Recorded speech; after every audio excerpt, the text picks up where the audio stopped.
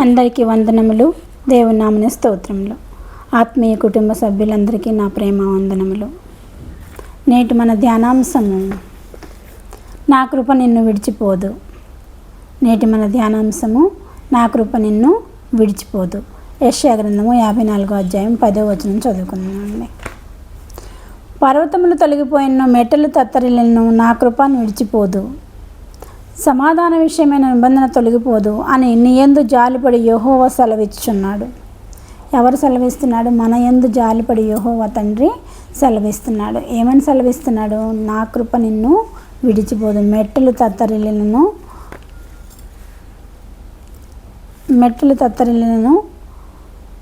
పర్వతములు తొలగిపోయినను, నా కృప నిన్ను విడిచిపోదు. పర్వతములు ఒక ప్లేస్ నుంచి ఇంకో ప్లేస్కి వెళ్ళిపోయినను, మెట్టలు తత్తరిల్లినను, నా కృప నిన్ను విడిచిపోదు అని యెహోవా తండ్రి, మన జాలి కలిగిన యెహోవా తండ్రి మాట్లాడుతున్నాడు.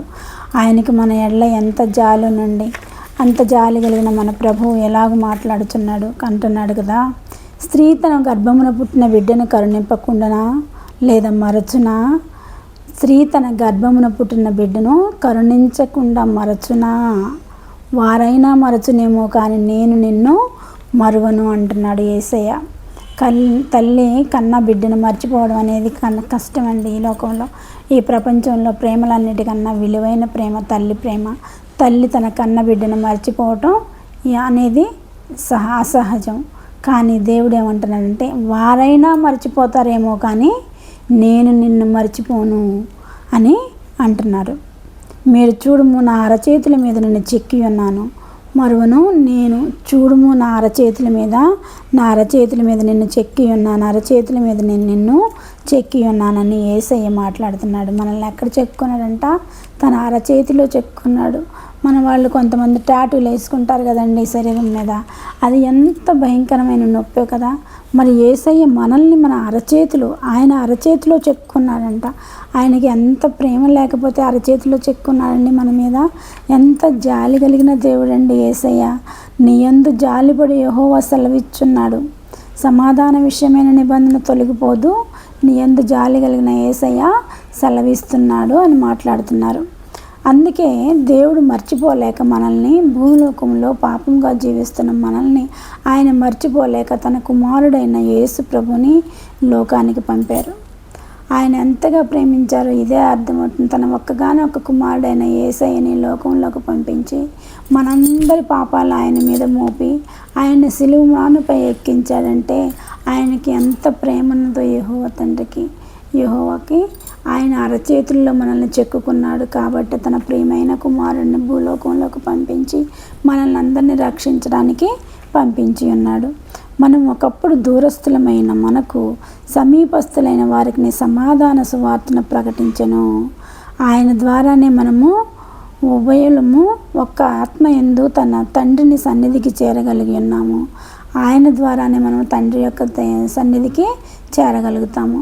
ఆయన ద్వారా తప్ప మరి ఎవరి ద్వారా మనము తండ్రి దగ్గరికి చేరలేము.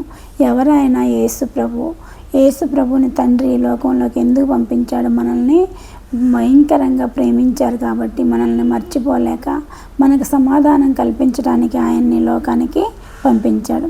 అంటే యేసు ప్రభు మనుషులకు శాంతిని తేవాలని, మనుషులకు దేవునికి మధ్యను మనుషులకు మధ్యను శాంతిని స్థాపించాలని వచ్చిన శాంతిరాజు మన యేసయ్య. యేసయ్య ఎందుకు వచ్చాడండి? శాంతిని నెలకొల్పడానికి వచ్చాడు. భూలోకంలో శాంతిని నెలకొల్పడానికి మనుషులకి మధ్య, దేవునికి మనుషులకి మధ్య శాంతి సమాధానాన్ని సంకల్పాన్ని స్థాపించడానికి ఆయన లోకానికి వచ్చి ఉన్నాడండి. ఎందుకు వచ్చాడు యేసయ్య అంటే, పరలోకం నుంచి భూలోకానికి మనందరి రక్షణార్థమై ఆయన భూలోకానికి వచ్చి ఉన్నారు. తాను స్వయంగా తన రాయబారుల ద్వారాను ఆయన శాంతిని ప్రకటించు ఉన్న చోట్ల తన సేవకుల ద్వారా ఎప్పటికీ ప్రకటిస్తూనే ఉన్నాడు. ఆయన మన కోసం సిలువ వేయబడి మరణించి తిరిగి 3వ దినమున లేచి ఉన్నాడు. సింహాసనాసీనుడై మనల్ని కూడా ఆ సింహాసనం మీద కూర్చుండబెట్టడానికి ఆసీనుడై ఉన్నాడు. అయినను ఇప్పటికి ఆయన రాజ్య సువార్త ప్రకటించబడుతూనే ఉంది. ఆయన శాంతి సువార్త తన సేవకుల ద్వారా ప్రకటించబడుతూనే ఉందండి. తన సేవకుల ద్వారా ఇంకనూ ప్రకటించబడుతూనే ఉన్నది. కాబట్టి స్వయంగాను తన రాయబారుల ద్వారాను ఆయన శాంతిని వచ్చి అన్ని చోట్ల తన సేవకుల ద్వారా ఇప్పటికీ ప్రకటిస్తూనే ఉన్నాడు. ఆయన శాంతిని ప్రకటించడానికి వచ్చాడు. శాంతిరాజు, ఆయన శాంతిరాజు. ఇప్పటికీ శాంతిని ప్రకటిస్తూనే ఉన్నారు. ఆయన పేరుని ఇప్పటికీ శాంతిని ప్రకటించే తన సేవకుల ద్వారా అనేక మంది సేవకులను లేవనెత్తి సేవకుల ద్వారా ఆయన రాజ్య సువార్తనే ప్రకటిస్తున్నాడు. ఇప్పుడు మనం చేస్తున్నది ఏంటి? ఇది కూడా దేవుని యొక్క ప్రకటనేనండి. దేవుని సువార్త ప్రకటించటమేనండి. నా శాంతిని మీకు అనుగ్రహిస్తున్నాను అంటున్నాడండి యేసయ్య.